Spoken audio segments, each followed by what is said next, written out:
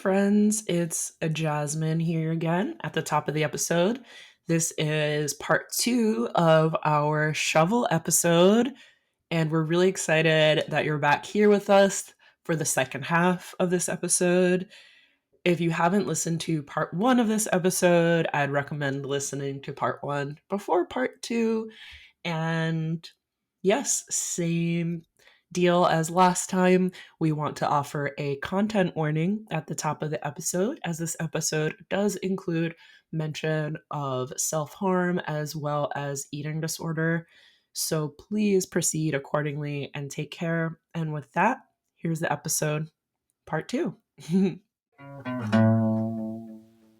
Y'all are both really into crystals and healing and all that jazz, right? Yes, very much so. Rebel's mostly obsessed with crystals. We're actually going to the gym show at the end of this month. Yeah, we're going to the Tucson gym. Ooh. Yes. Yeah, we're going because we need to get crystals for our centerpieces for our wedding. Oh Yep. my god. I love that. Yep, so we're gonna do that. Yeah. But yeah, Rebel's crystal addiction got really strong over the pandemic, and my spirituality was always more on, I guess you could say, the witchy side. And then Rebel started like asking questions, and then it's a journey we went on together, and we started talking more about like manifestation and just, like meditating and really kind of putting power words and actions to not get what you want, but like to get the good vibes to come to you, and like really say what's gonna happen rather than I hope this happens, and just little things like that. And doing everything we do, having a good intention behind it. I think is a big thing. Yeah. And I think like there's something, so I think coming from like the background that I came from, having something tangible and having something like the universe and like nature and like the stars, like that kind of stuff, like it just makes so much sense to me. So yeah, so I really connect with it. Yeah, I think it's one of those things like my spirituality helps me be a good person, I feel like, because I am a strong believer that whatever you put out in the world is going to come back to you. And as someone that I feel like didn't make the smartest choices, and like even as a kid, like I was a bully, and I was a bully because of shit that happened at home. Yeah. And like I understand like why I did that now, but I know I wasn't always the best person. Now I like see that like a lot of that goes hand in hand. Like don't just complete the cycle. Be a good person, mean to be a good person. Don't just be like, ooh, if I'm nice, something good will happen. But like genuinely care and listen to people and put good energy out there, and it will come back to you. Mm-hmm. Love that. So in terms of preparation for the wedding, how much do y'all plan on sharing on socials? Are you kind of keeping it more private and more sacred to yourselves, or maybe striking up a balance between the two? I want to have a no phone rule at the ceremony, but we will have like a filmer, and I think we'll probably release the video. We're gonna share everything. Yeah, we'll share. We're gonna share everything. We're already sharing everything when it comes to planning. Like everything that we planned so far is already on the internet. Yeah, I just don't want, like, my big thing is I don't want I hate when I go to weddings and everyone's sitting there with their phone up. Like, I don't know. Just like, I want it live to in be the in moment. the moment. Yeah. I want it to be in the moment, but that doesn't mean we didn't hire someone to record it so that we could later put it up on social media. I just think that there's a lot of people that are invested in our relationship, and just because they're I don't know. I think that when I saw, like, with me, Jenna Marbles and Julian, like, I was so invested in their life, and like still kind of am, but they got married recently. They got married, and I don't know why, but it made me feel so good. And I know that other people feel the same way about us. And I know that we can't afford to invite everyone that we want to our wedding. And so if there's a way that we can share that with people, also if there's a way that we can like get people to support us in exchange for sharing our lives with them, that would be amazing too. Totally. We're working on that one. But yeah, we just want to share what we have, because I know that, I don't know, I think that we have something really special. You do, between for us. sure. And I think that if I was young, and if I was my young self and I actually saw a couple like us showing their love in a very real way, like in an everyday way, and then like having that celebration and like seeing the things that I've overcome when it comes to our wedding, you know, and like watching that beautiful whatever it's going to be happen, I think that would have given me faith to like be who I am earlier. And so I really stand behind I wish that there was a role model like me when I was younger. So I'm going to be that person for people who are younger than me. And I think that celebration and people need to see what queer love is all about, you know. So yeah. I can't wait to see. So it's going to be intimate and wonderful and beautiful, but it's also going to be shared with people. Yeah. I'm planning on putting someone in charge of just like creating social media stuff for me personally, so that I don't have to be on my phone at all. Very smart. Yeah. Yeah. Yeah, that's going to be crucial. I got married back in 2021 and we had a huge wedding at a summer camp and it was a 3-day affair. And if you don't have someone just kind of managing the nitty gritty of it all, then you lose the moment. So I think it's going to be really key for you to have someone offering you as many kinds of support as possible with social media or, you know, do you guys have a wedding planner? Yeah. It's so cool how you did your wedding too. Thank you. Yeah, we love how you did your wedding. It was so fun. Yeah. We don't have a wedding planner at this moment in time. We are open to it. Rebel used to be a wedding planner. So I was a wedding planner, so I'm gonna plan. I'm gonna plan most of it. Probably 99% of it I'll plan. But what we're really looking for is a day of coordinator. I want someone to run everything. So we are looking for a day of coordinator. But the pre-planning stuff, especially since we have so much time in advance and I genuinely get so much joy out of it, I'm going to do it. Yeah. I have a binder. My best friends made it for me. Aww. They made us a logo too. Aww. I'm so excited. Yeah. It's holographic. Aww. It's this thick. It's literally like 2 inches thick, and it's literally not going to happen until October 2024. It's going to be amazing. I'm so ready. Yeah. I totally agree. That's why I have to start doing skate lessons again so I can start filling. Yeah, we have to pay for it somehow. I don't know. But yeah, we did it. The planning is great. We did a day of coordinator as well, and I really enjoyed the planning process. Like, I feel like I'm still mourning the loss of not having a wedding to plan anymore. So, yeah. Aww. That's gonna be Rebel over here. Yeah, that's totally gonna be me. I can totally see that happening. Yeah. That's why I kind of love that we're having such a long engagement, because I'm like, la, la, la, I'm a bride. I was on TikTok and someone was talking about like, I know I haven't got my dress yet, and I know you're all saying that you're supposed to have your dress a year before the wedding. And I was like, no way. I was like, don't tell me that. And I started freaking out. I was like, I don't even know what to do. I don't even know who I'm going to take with me to try this dress on. Like, like all this stuff. What? You easily have people to take with you. I know, but like I have to fly different places to get people to come with me. It makes me like sad because like whenever I think wedding stuff, like how you do, I think about my mom and I'm like, yeah, I get sad because none of my family members will be and me and my dad aren't that close, so I'm just like, I wish I had someone older. But you can borrow Felicia. That we don't click like you do. I know. I don't have anyone like older and wiser in my life, so that sucks. Yeah, we gotta go find you some older and wiser friends. Yeah, some queer elders. I got that on lock. I'm so freaking immature sometimes. People are like, yo, you need help. I know. I have some elder gays. I have some elder gays. She has in all my the life. elder gays. I have a lot of elder gays, yeah. They are my guiding light. One of them's gonna walk her down the aisle. Yeah. And then the other one's gonna be the one that weds us. Yeah, yeah, literally. And the other one wants to do like a reading at the ceremony. Cute. I mean, she's not gay. Technically, she's straight, but. So I have to ask you the question I don't know. that I feel like listeners will want to know. Will there be skates at the wedding? Yes. Yes, there will be skates We at the will wedding. not. Everyone keeps saying you're gonna skate down the aisle, right? No, We will not be skating down the aisle. refuse to That is skate. a terrible idea. I want to do the slowest walk where everyone takes me in and I feel like a queen because I want that moment to last as long as possible. And I don't know, like I'm gonna be really picky about the outfit. I want to skate when it's DJ time.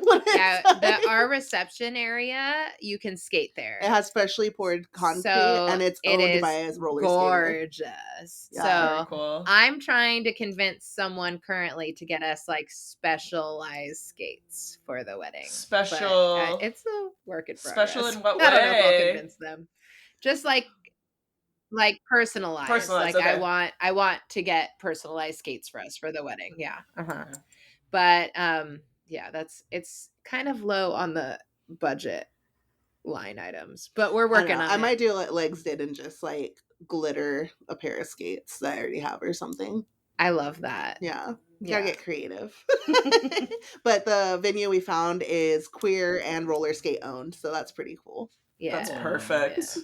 That's cool as hell. I'm really out here trying to get someone like Swarovski crystal my freaking skates. That's what I want. I want you to turn my wedding shoes into roller skates. I want like Flanders style. Just kidding. I don't. But imagine though, if you could just hook it onto some heels. Yeah. I don't even know if I'm wearing heels. I don't know what's going on. I have no plans. My plans are look great. And you will. You both are just so gorgeous and photogenic, and it's going to be amazing. There's no way that it could not be. Oh, thank you. Thank you. Yeah. I'm so excited. So, speaking of being gorgeous, we have an international model in our midst. Shove, you did some pretty major campaigns over the course of the past couple of years, yeah? With Nike. Yeah, and I have another one that you'll see next month that I can't talk about yet. Oh my gosh, really I was like, about. International model, who are you talking about? Yeah, I've done. I forgot that those campaigns went to different countries. Yeah, I've done Nike, Adidas, Forever 21. Nike, Adidas, Forever 21. Because Facebook, I was a blur in the back with you. Yeah. We did TikTok. Oh yeah, the TikTok one is going around still. It's still going around, the business TikTok. We were both on a billboard for Nike. Yeah, and then they took me off, and now just Rebels on it. Oh. I didn't know that. Yeah. Which, well, we didn't know it either. We didn't know it either. We got tagged in it. We were like, wait, what? Were you compensated for this? Yeah, they didn't pay us for that. No, definitely not.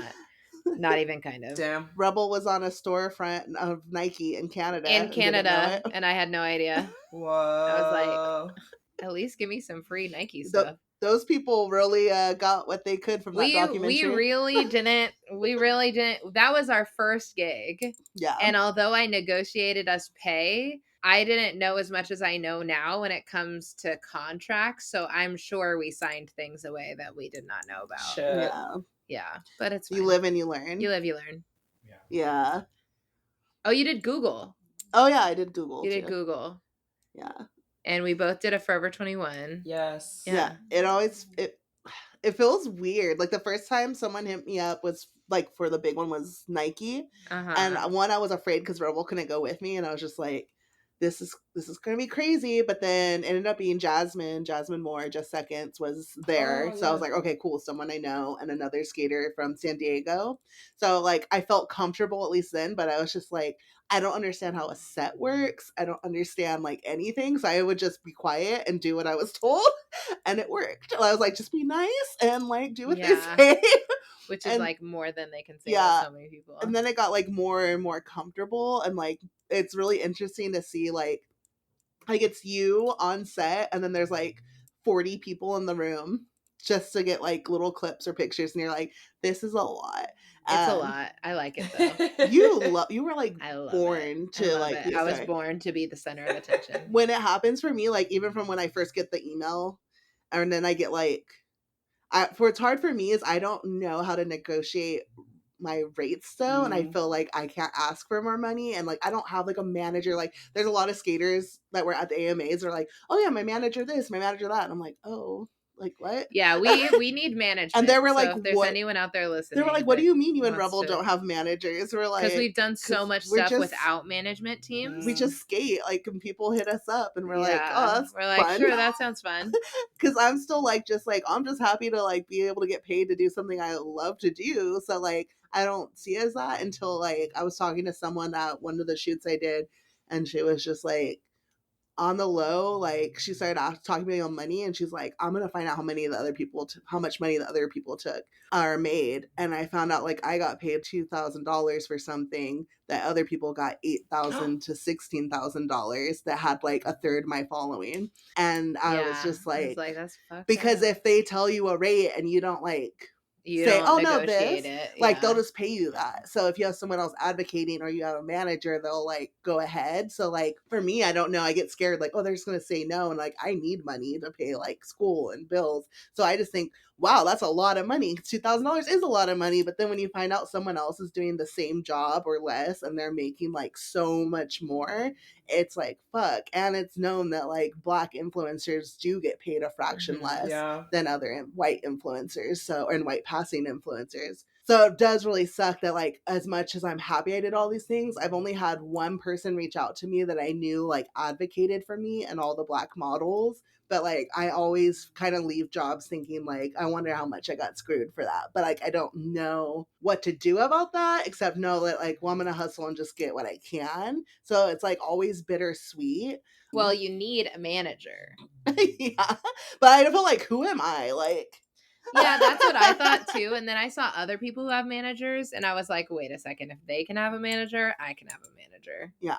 And then I see other people that are like, they want to be famous. They want to be a model. They Like- want to be in Hollywood. So they have managers, and they started skating, and they were already like actors and all this. I was just like a skater and that got these opportunities. So my mind doesn't really understand how Totally any of that different. I works. think both of us, our approach is so different than what other people's are.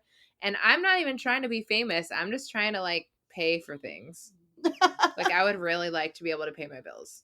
That would be so sick. Yeah, Rebel loves to be on stage. She I likes to love being on perform. stage. Oh my God, put me on stage. You don't even have to pay me. Just kidding. Oh my God. Like literally, I don't even care. I'll do it for free. I like being on set and like modeling because for me, it's like, hell yeah, I'll put this body out there for other people to see because this is something I didn't see. Like when I'm driving somewhere or I get an ad and I see a fat person, I'm like, fuck yeah, because every magazine, like I know who buys magazines anymore really, but like growing up, I collected magazines, like, and I only saw people that were very, very skinny. And I grew up in the age where like low-rise jeans were popular when I was in high school. So, which was like a major part of my ED. And like, just that's all you saw. Like, that's my fear of like how now the 2000 styles coming back in and all the clothing starting to look that way. And it's just like, well, that's damaging again. But it's just like, really cool to see large bodies out there, and like I want to be one of those bodies that's like letting people know that it's like normalized. So like I'll always say yes because it's like this is gonna be like a dope thing that I can share and like share my platform and let be that representation that I wish I had. Yeah, and even just looking alternative too. Like I'm mid-size, so I'm still bigger than a lot of like the, models and stuff, but then also just like having a lot of tattoos and having bright hair, like we're not the standard. Like we're not the default. Yeah. Like we are the weird people on set, I've seen companies, like I've been on set and I've seen companies like on the plus size model pin the clothing back on them. And I'm like, if that's your one plus size model, like how are you gonna have to clip the clothes are too big for them? Like that's so toxic. It really like, is. It's just like, what the fuck? I've been hit up for things where they like want diversity or whatever, and then like none of their clothes will fit me. Like I've had to respond several emails with like, your clothes do not fit my size. I cannot model for you. It's sad and true. Like what? Do you think that honestly, the story, there's like so much things that experiences I have in my head that like I wish I could share with the world sometimes, and I will sometimes very vague, but then it's like I also know I risk getting sued if I mention it, and that's what the scary side is too about doing all these things. It's like the amount of NDAs. Never even really thought so about what many an NDA NDAs? was. Oh my And goodness. which is So a many. non-disclosure agreement if you're listening and you're not sure what that is. And that means basically if you say anything about what happened on set or about any of the people or post about it, like they can sue you. And so it can be scary because there have been times where I'm like, fuck this company and they screwed this person over, this happened, and it's just like I'm gagged. And Yeah. that can suck. That's like the dirty side of the industry. So stifling, that not enough yeah. people talk about. Yeah. I'm going to change the subject relatively radically. Oh my god, Bowie! I can hear him like I know. Bowie's here. He has arrived. You would hear him in their podcast too. It's really funny. Yeah, he's just like a little growl in the background. It's a Frenchie, so you'll hear if it's not a pet pig. If you're listening, you might think, is there a pig on set? No. And set means our living room. So, Rebel, I can remember the live stream that you did where you ended up breaking your ankle, and that was such a surreal moment.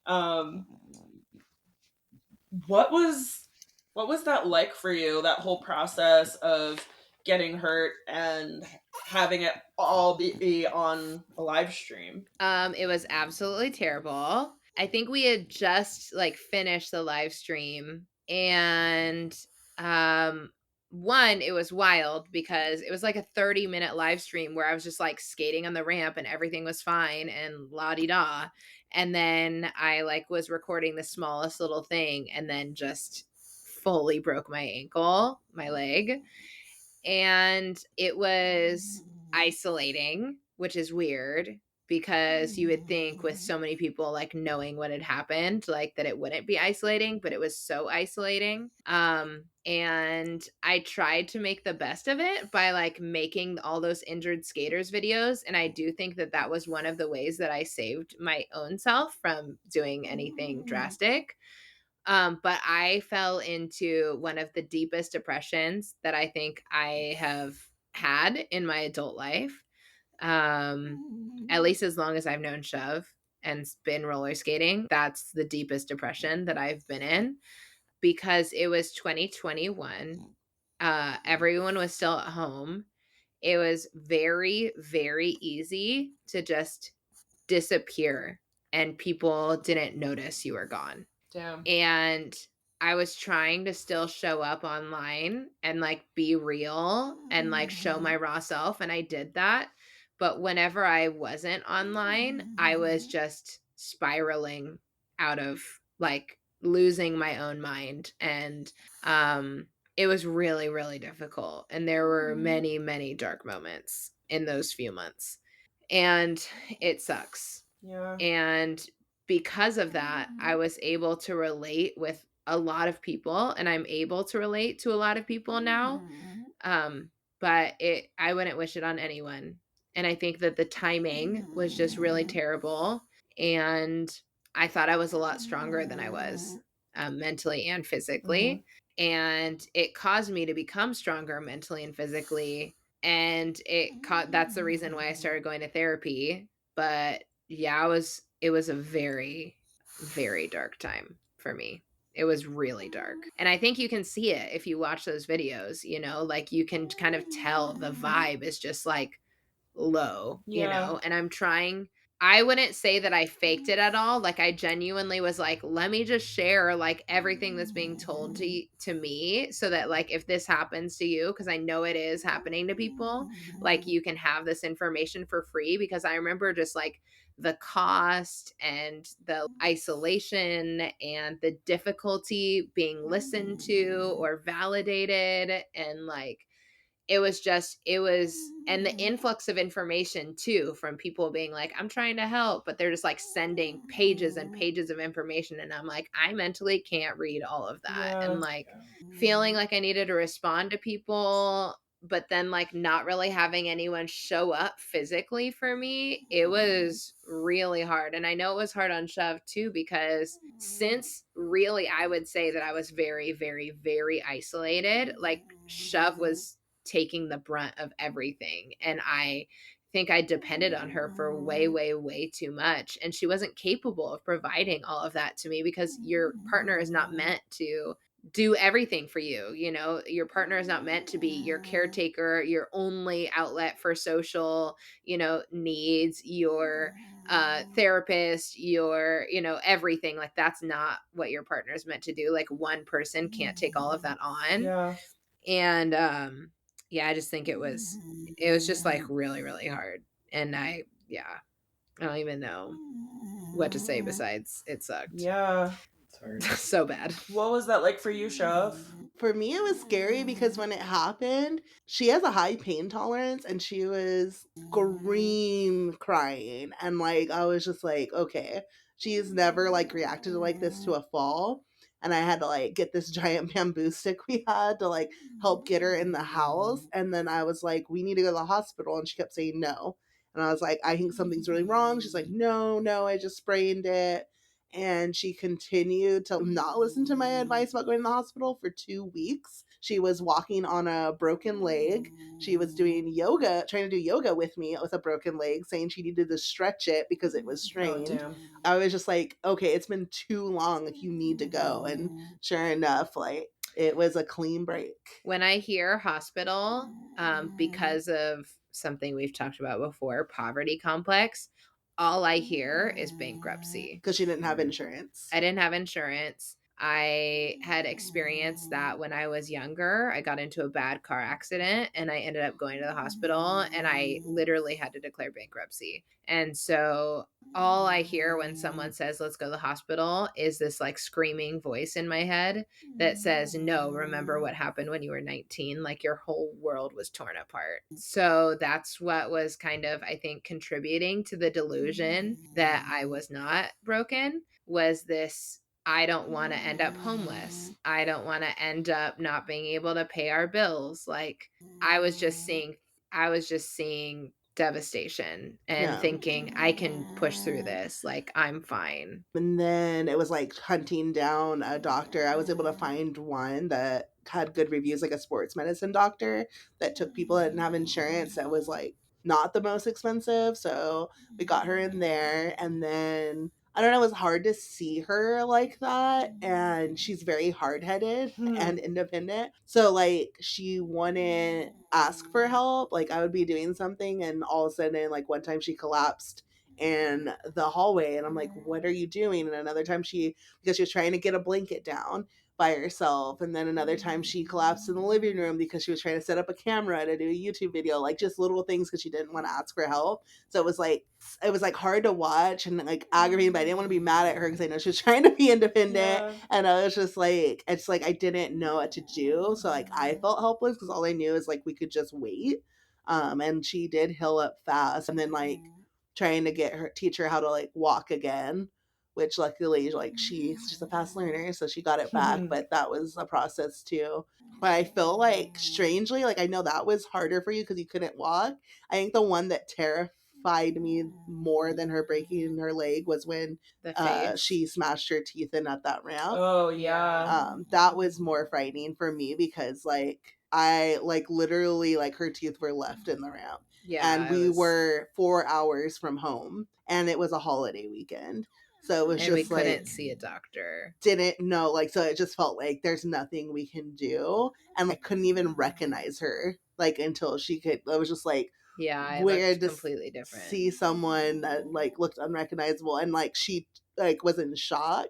And I remember the first thing you did after, like not the first thing, like once we realized everywhere was closed, she was in shock and we went back to Michelle's house at the Estrogen and she went on the trampoline and was jumping and then she skated because she said, I didn't get a chance to skate because the first thing that happened is I broke my teeth.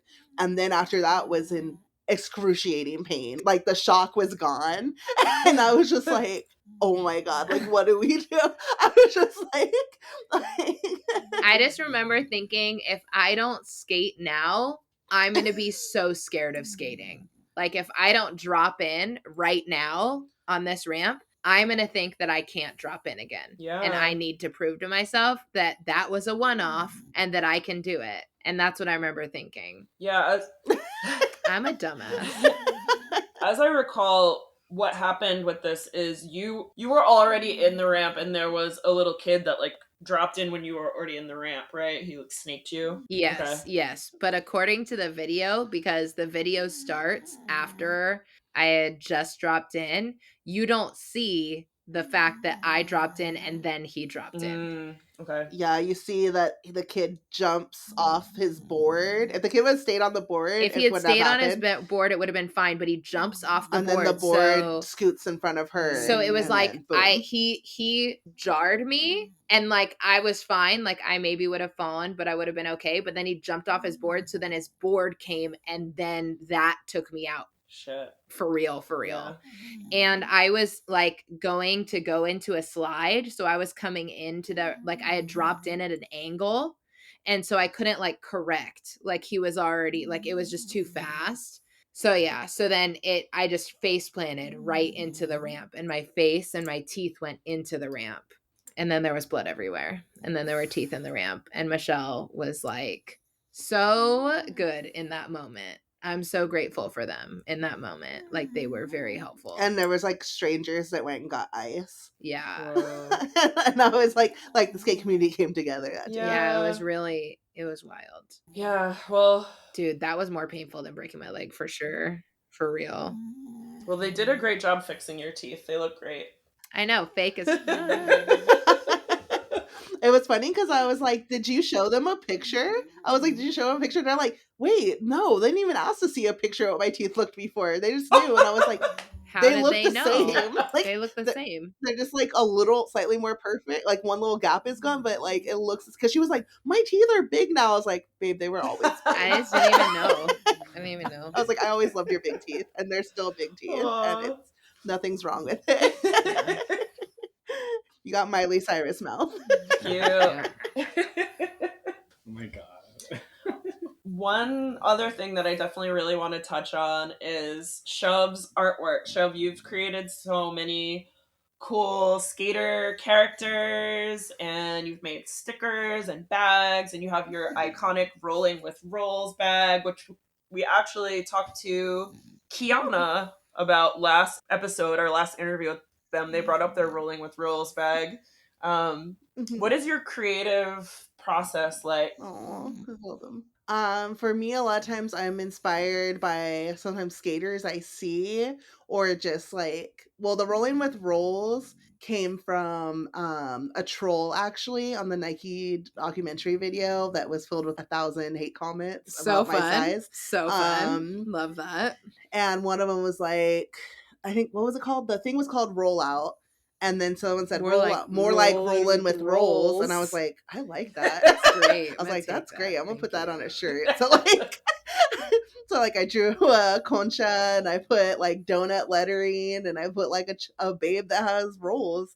And I don't know, like I just see a lot of these characters being colorful or taking things I don't see, like whether it's like I have one amputee skater, and I was just like, I saw someone on Instagram one time that popped in my feed and they were a roller skater and they were an amputee, and I was like, that's so fucking cool. Like I want to draw a skater that's an amputee now, like and I called it like Strong as Steel. And then if I see someone that has like a skin condition, I'm like, well, they're beautiful. Now I'm gonna draw that. Like, so there's like things I don't usually see out there, or just like body types that I don't see, or people I know. Like I drew one of Rebel and one of Michelle that inspire me, or sayings that inspire me. I don't know. And then like my paintings are completely different. Like my skate art is all graphic, and then my paintings are more like things from my heart usually, or things I've gone through that I've like conveyed that have more meaning, I think, like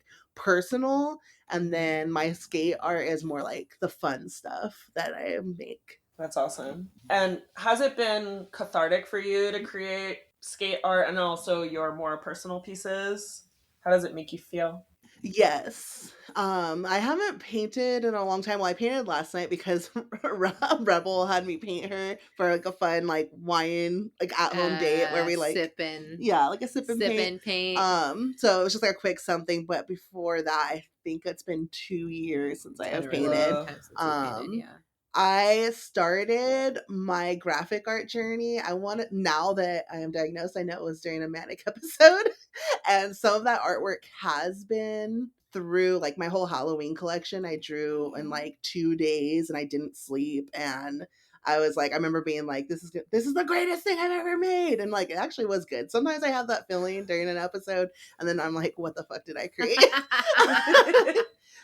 Gotta love mental illness. But yeah, I feel like a lot of that when I draw, it just kind of takes me out of whatever's going on, and it's like the main focus, like this only thing I have to focus on.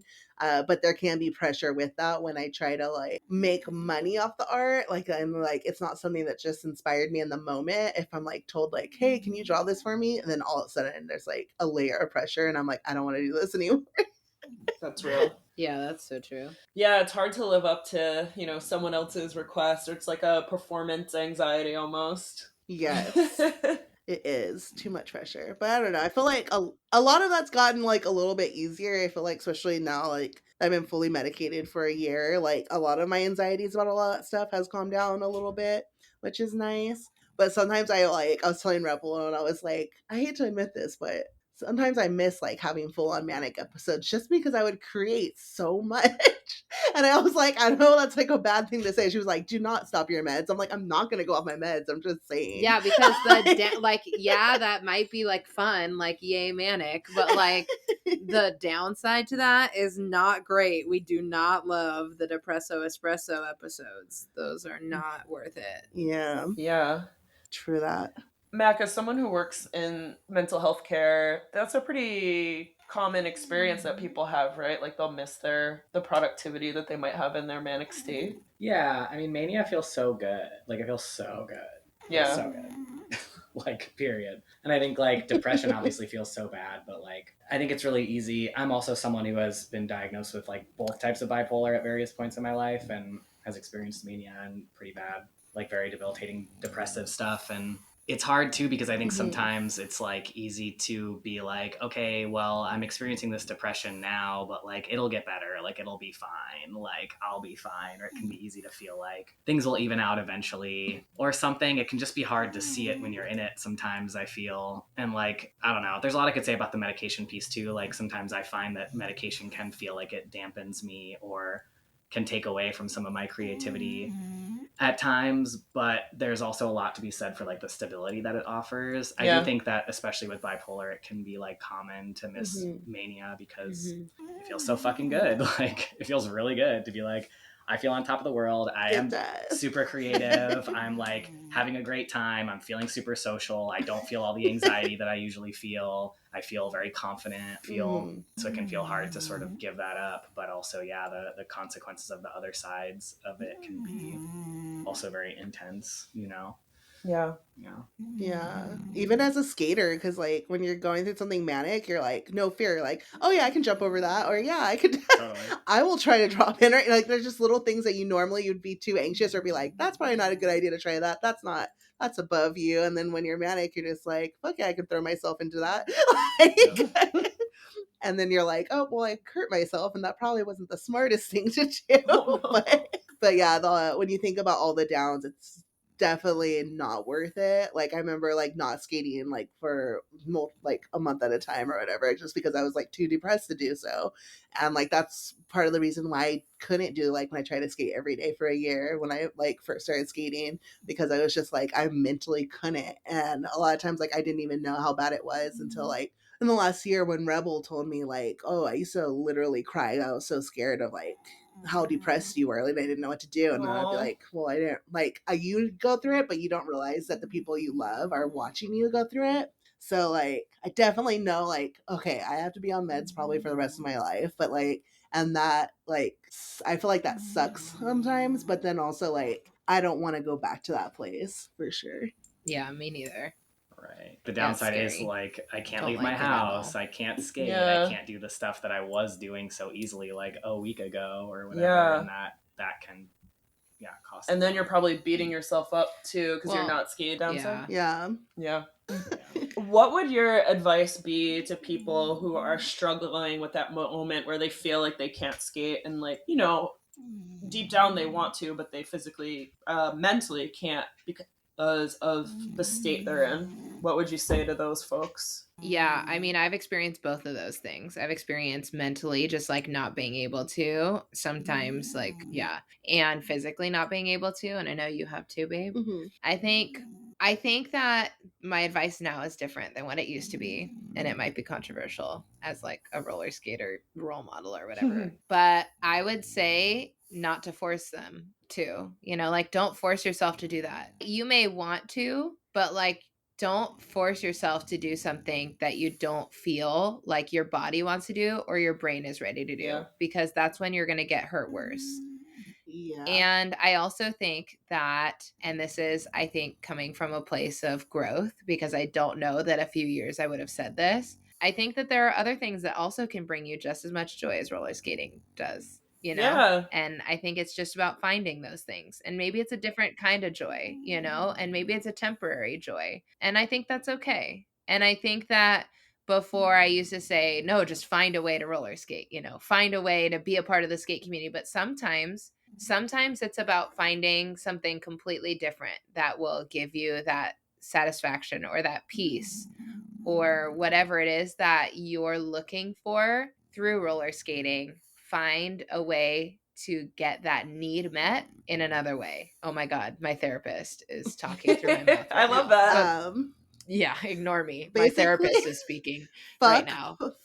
Fuck toxic positivity. Yeah. I fucking hate toxic positivity. Like, I know people will be like, just put your skates on and you'll feel better. Roller skate is my therapy. Like, there's the things that are like, they're fun and catchy, you know, like, and we say these things. But at the end of the day, real therapy should be your therapy. Like, skating might like help your dopamine, and exercise does like release endorphins. We all know that. Like, there is a science to it. But at the end of the day, especially if you are clinically mentally ill, like roller skating isn't going to solve that issue and won't be a magic pill you take. Like, you're going to have to just lay an emotional burrito wrapped up in your blankets and maybe like turn the TV on and binge watch something. You might, you have to, whatever your coping mechanism is. You have a need that you need met, period. Even if you're like perfectly mentally fine, whatever.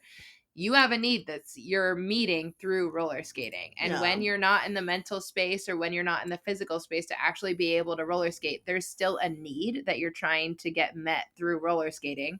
So you need to identify what that need is and then find another way to address it. And the guilt. Like, I feel like there's guilt that comes with not skating. It's so hard. Where you're like, oh man, I should be skating. Or you see your friends, you didn't go because you were feeling depressed, and you see everyone else and you get the FOMO and you feel guilty for not being there.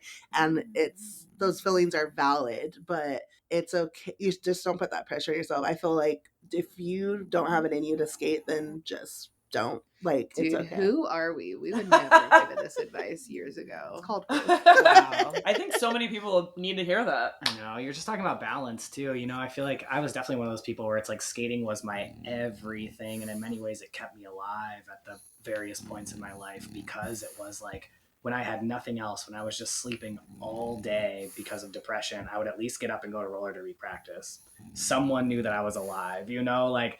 And that is great, but it's like that only gets you so far. And then it's like when you can't do that thing, like when I started having a bunch of chronic pain or like things started getting in the way of me being able to do it in the same way, it becomes very devastating. So it's also very important to be well-rounded. You know, you can't have all your eggs in one basket that's like literally dependent on you being physically able to do a thing. Like you just can't. Like it's not, then you're not going to get those needs met somewhere else, or you're going to feel it's going to be that much more devastating when you're unable to participate in the ways that you want to. So, you know, to me, this just speaks to like the idea of having balance in your life, so that you can participate in a way that feels good, where you can fully bring yourself when you are able to show up, but you're not like strong arming yourself into a situation, you know, but you're finding a little more balance in your life. Yeah. Yep. For sure.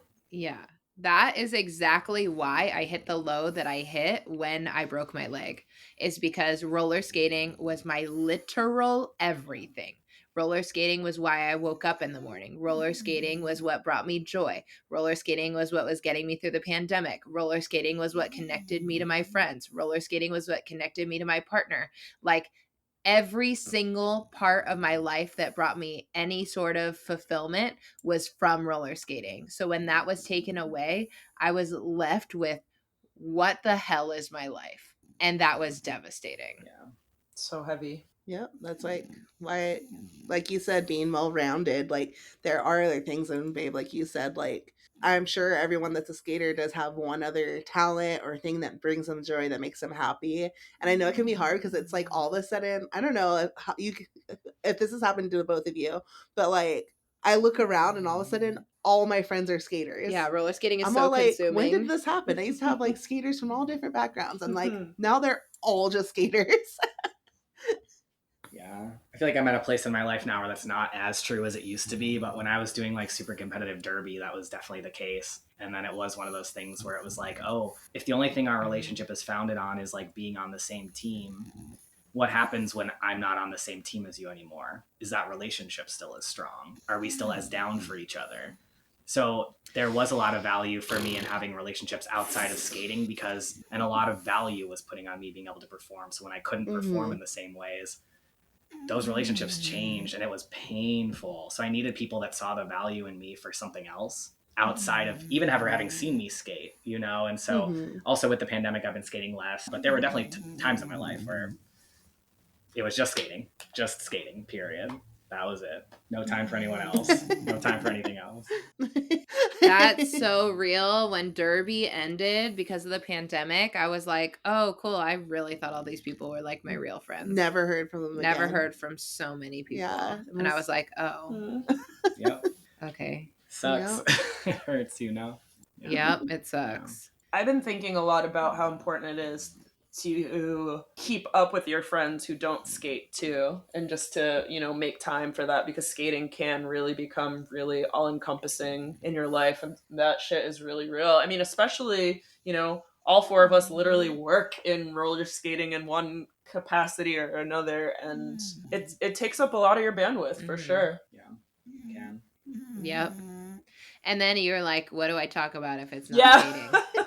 They're like, what's up? And you're like, well, I got this really cool thing down at the skate park. Oh, got it. Or they just like smile and nod. You're like, oh man, you really. And then you try and show them a video and you're like, this is really sick. And they're like, cool. Yeah, exactly. I have that for sure. But yeah, let's nurture our non-skating relationships too in 2023. And also just nurture the things in your skating relationships that aren't just 2020 me. True. Yeah. Yep. Definitely. Remember, we're all people, not just roller skaters, not just fat, not just people first, roller skaters. Yeah, second. Exactly. Like all of the layers of our identities. What is that thing that Shrek said? We are all onions. I mean, truly. Yes. So many layers. Movie's iconic. Truly. Iconic. Well, this has been a beautiful conversation. Thank you for taking so much time.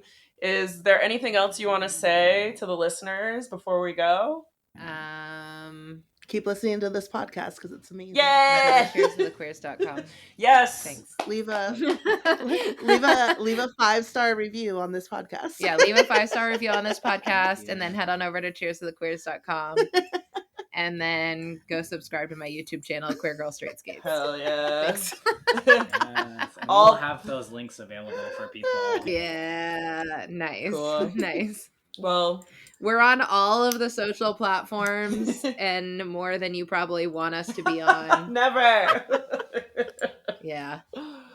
I know, right? We're on so many social platforms. It's amazing. All right. Well, we're really excited to see the year and years ahead for y'all. October 2024 is going to be a banner wedding. I can't wait to see. Yes. Can't wait. Thank you. We're excited too. And yeah, thanks everyone for listening. Thanks for hanging out with us. Thank you. Bye, y'all. Oh, and you can listen to our podcast too. Yes. Yes. Skate. Bye.